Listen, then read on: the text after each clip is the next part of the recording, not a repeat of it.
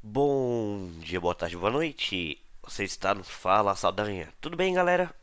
Perdoem minha voz, estou meio gripado, mas nós temos que continuar com os vídeos. Então vamos lá. Galera, o que nós vamos falar sobre hoje aqui? Que nós não estamos nos nossos slides tradicionais, né? A gente vai falar um pouquinho hoje sobre um tema muito importante para quem quer seguir carreira na aviação, né? Os direitos trabalhistas e previdenciários, que fazem parte aqui no nosso ramo de estudos. Por quê? Porque nesse vídeo aqui a gente vai ver sobre os direitos do CLT, né, dos trabalhadores em geral, para a gente ter uma ideia de como funciona, caso vocês não saibam, mas também a gente vai ver a diferença entre, não nesse vídeo, né, no próximo, a diferença entre um CLT e um aeronauta. Quais são as principais diferenças, certo?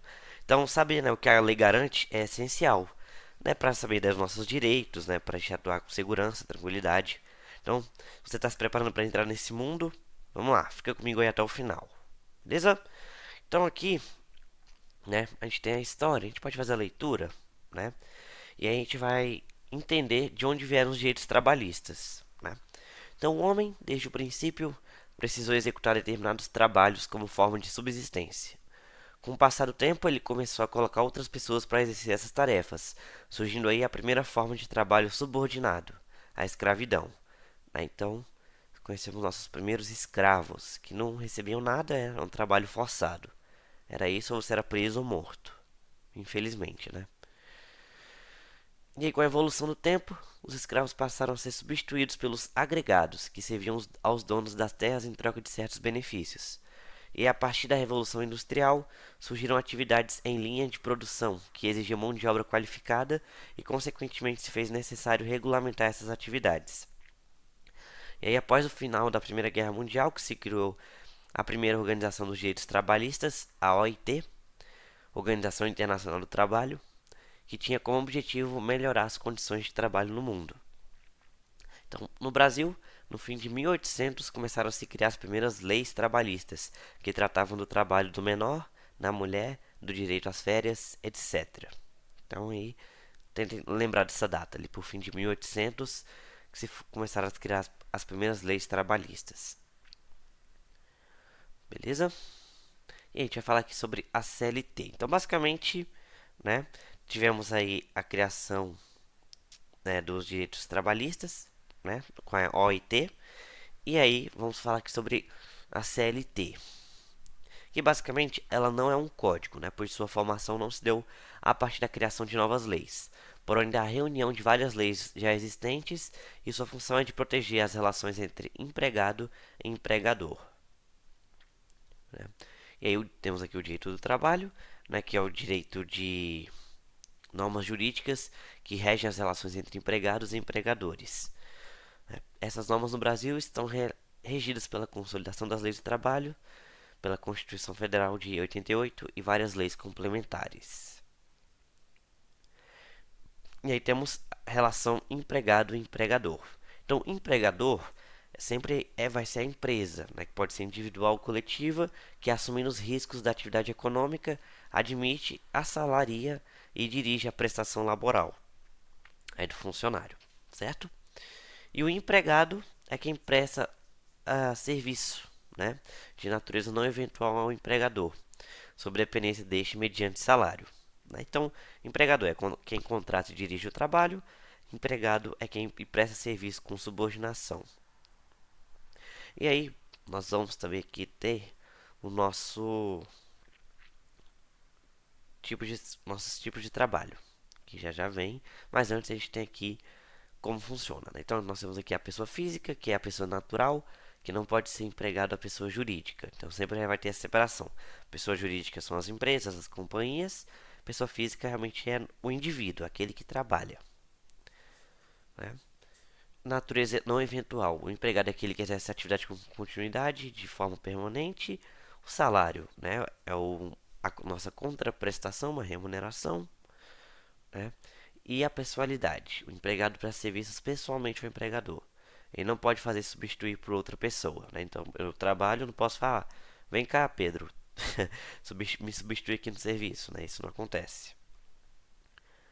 né? E aí nós temos o nosso contrato de trabalho, né? Que é um negócio jurídico envolvendo dois elementos, que há uma relação de emprego, estando o empregado subordinado ao empregador, havendo uma contraprestação do empregador, o salário. A gente tem dois tipos, né? A gente tem um prazo determinado, né? Ele tem data para acabar, por máximo 2 anos, e o prazo indeterminado, que é o mais comum, que é que você recebe todos os benefícios do prazo determinado, só que com algumas coisas a mais.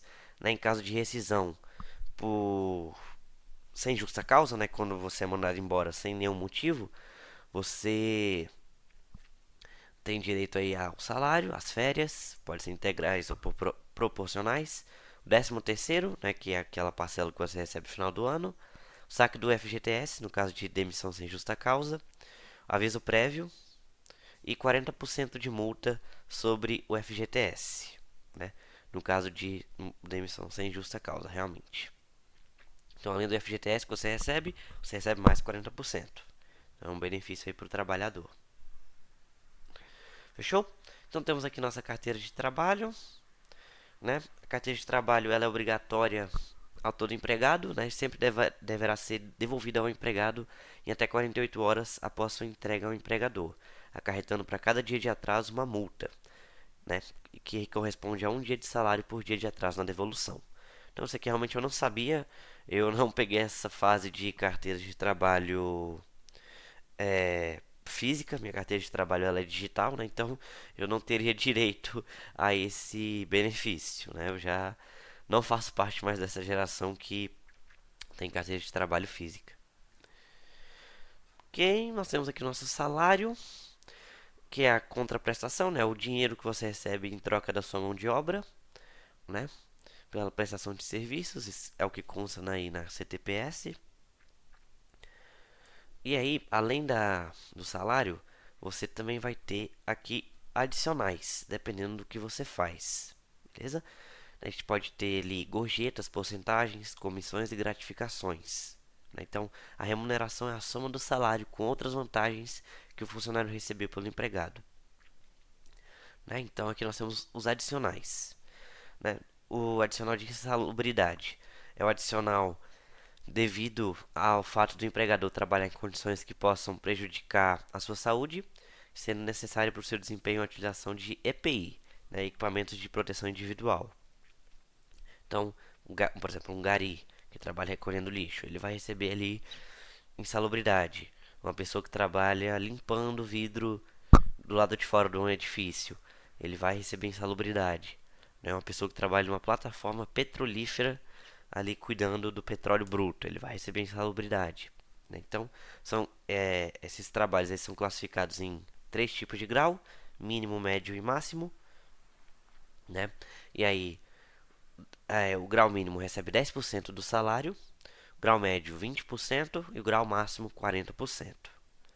Então, por exemplo, se você recebe ali 15 mil reais e você tem ali um grau máximo de insalubridade, você vai receber 6 mil reais a mais por insalubridade, beleza?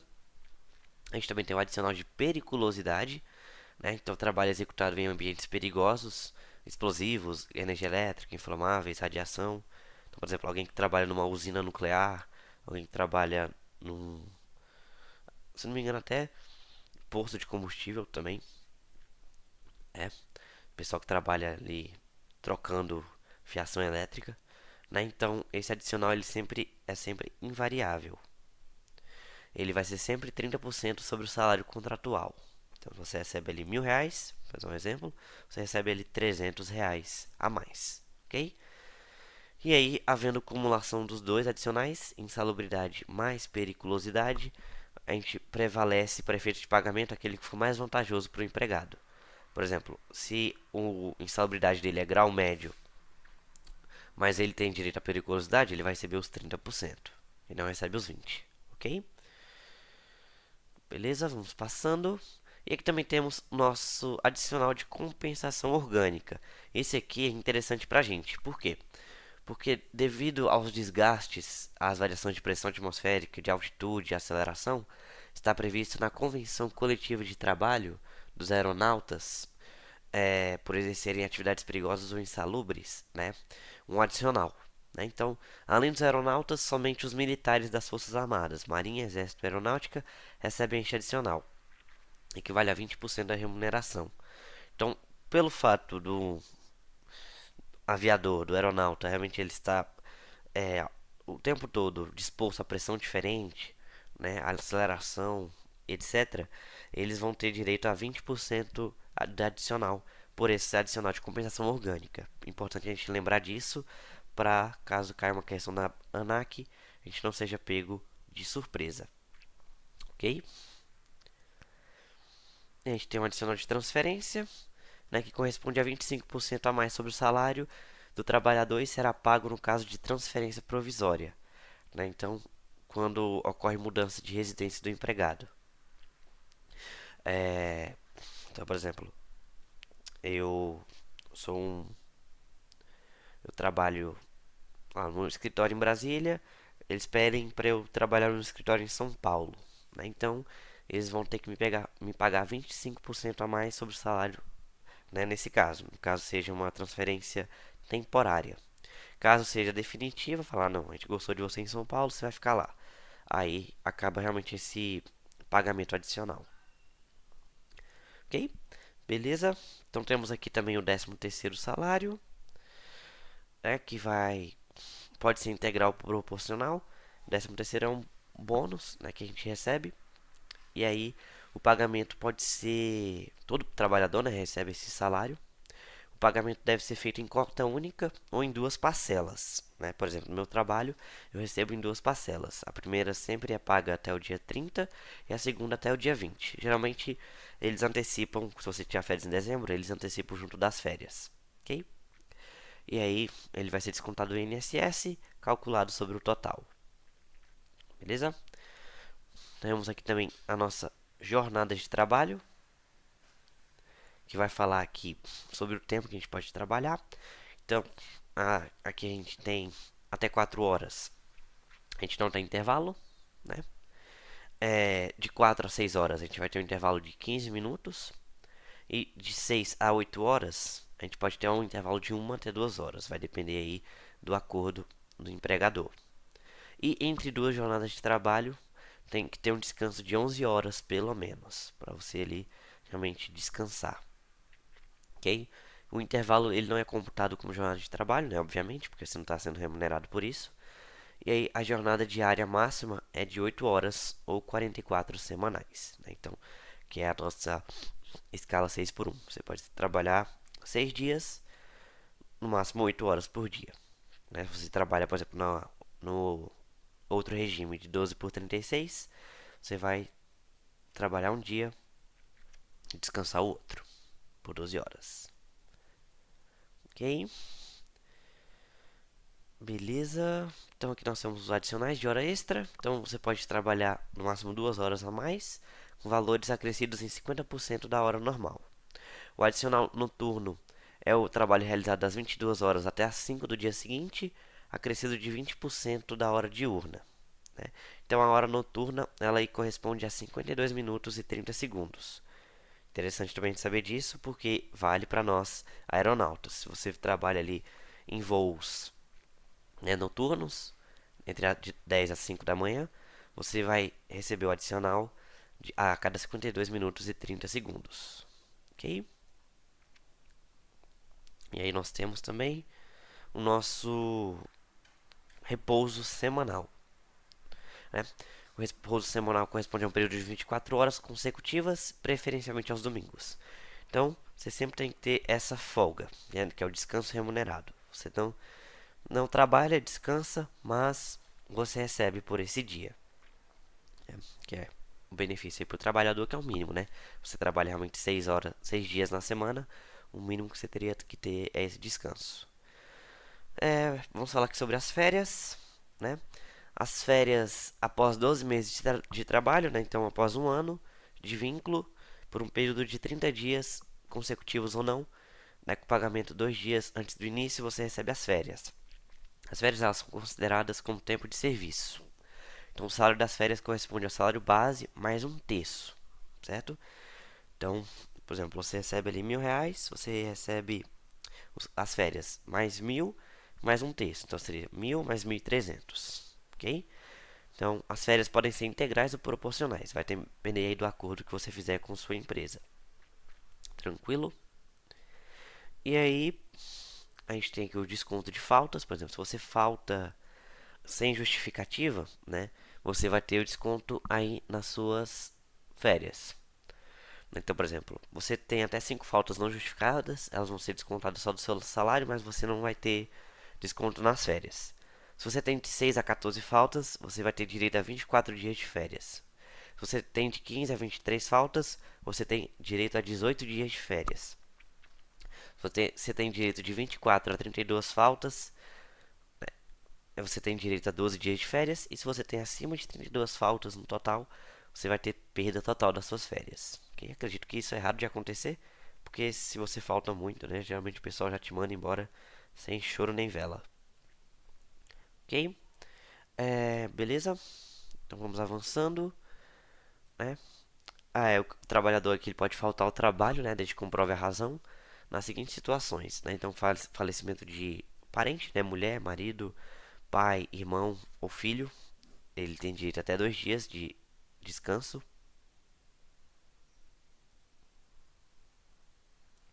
Eu tive que pausar aqui, voltando, né? Então, eu estava falando aqui do falecimento. Em caso de falecimento, você tem direito a 2 dias de afastamento. Né? O alistamento militar também você pode ter 2 dias consecutivos ou não, vai depender do seu caso. E doação de sangue, você tem direito a um dia off por ano, ok? A gente também tem a questão aqui do acidente de trabalho e doença, né? Então, se você for comprovada por atestado médico ou da Previdência Social, você tem direito ao afastamento também, né? O auxílio acidente e aposentadoria por invalidez, ok? E a gente vai falar aqui também sobre a rescisão, galera, do contrato de trabalho. Então, o que é isso? Então, por exemplo, se você for demitido sem justa causa, o que é isso? Se você for demitido sem motivo, então, por exemplo, você era um bom funcionário, você fazia ele todas as suas funções, mas aí por corte de gastos a empresa decidiu te demitir. O que você vai ter direito? Então, você vai ter direito ao aviso prévio, né?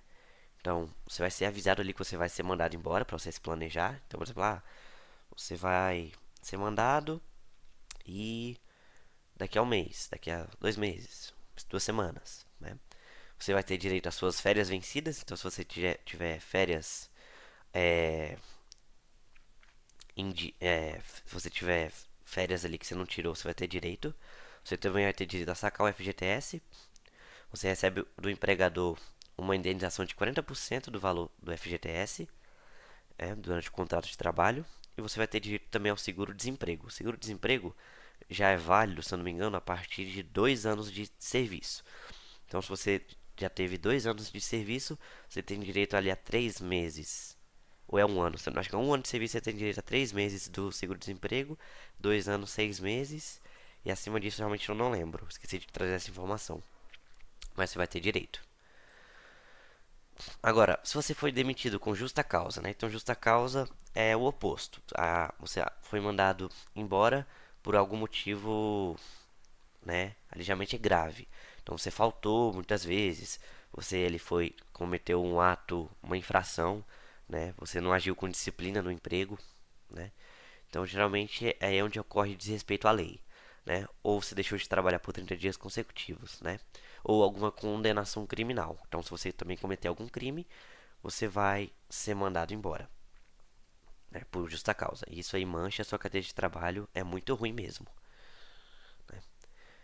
E aí também aqui a gente pode ter a pedido de dispensa por iniciativa do empregado, né? Então, você não foi mandado embora por justa causa, nem a empresa te mandou, você quer sair, né? Então, você quer sair, é, você pode avisar e aí você também perde boa parte dos seus direitos.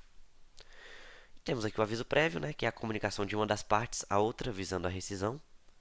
Então, o aviso prévio é de 30 dias, geralmente, né? Eu falei 2 semanas ali, mas aqui é 30 dias, né? e por iniciativa do empregador. O empregado pode ser dispensado de seu cumprimento e o empregado pode reduzir a jornada em 2 horas diárias ou deixar de trabalhar 7 dias consecutivos. Agora, se for a iniciativa do empregado, né? O empregado pode ser dispensado, o empregado pode cumprir a jornada integral. Ok? Beleza? Né? Então, tem a observação aqui, para que haja reconsideração a necessidade de acordo entre as partes, né? E ocorrendo falta grave durante o aviso prévio, a rescisão será por justa causa. Então, se você fez alguma besteira ali no aviso prévio, você vai ser mandado ali realmente por justa causa. Né? A gente tem a homologação aqui do contrato da rescisão, é o ato que torna válido e legaliza o término do trabalho e efetiva o pagamento e o recebimento das parcelas. Né? Essa homologação ela é obrigatória, então sempre você vai receber ali as declarações de tudo que você recebeu, FGTS, férias, né? A multa, se você foi mandado pela empresa, ela é feita aí pelo sindicato, né? Ou pela DRT, pela Delegacia Regional do Trabalho. A gente tem aqui a questão do acidente de trabalho, né? Que é a redução da capacidade física do acidentado em decorrência de fato ocorrido ligado à realização da sua função.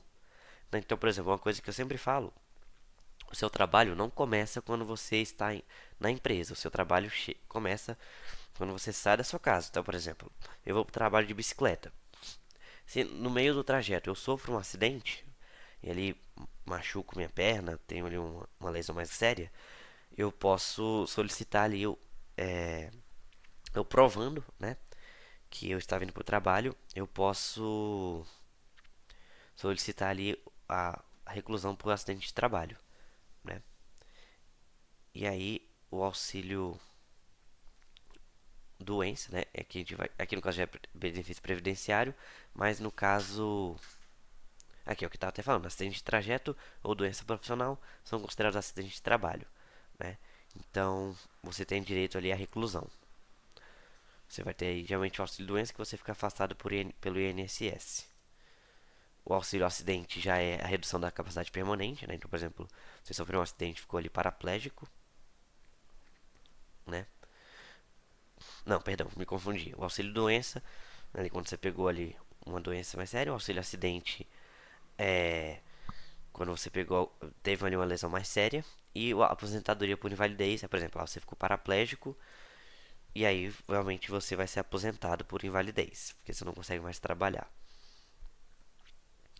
Ok? Nós temos aqui a estabilidade do emprego, né, que é o direito que o empregado tem de permanecer no emprego, mesmo contra a vontade do empregador, desde que não exista causa relevante para sua dispensa.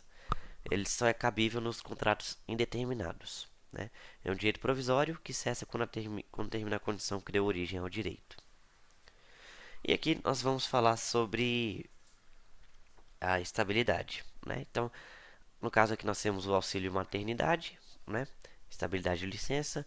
Então, o auxílio maternidade ele vale a partir do quinto mês, né? Até o parto. Né? Então, vai ser 120 dias da licença gestante, mas pode iniciar a partir do 28º dia antes do parto. Né? Em alguns casos, pode se prorrogar para 180 dias. E a licença paternidade, né, é um direito garantido por lei a funcionários urbanos e rurais, né? E aí de empresas privadas e servidores públicos, e as empresas são obrigadas a dar 5 dias corridos de licença ao funcionário após o nascimento do filho, e também nos casos de adoção, após a obtenção da guarda. Né? Existem alguns programas que permitem a extensão da licença.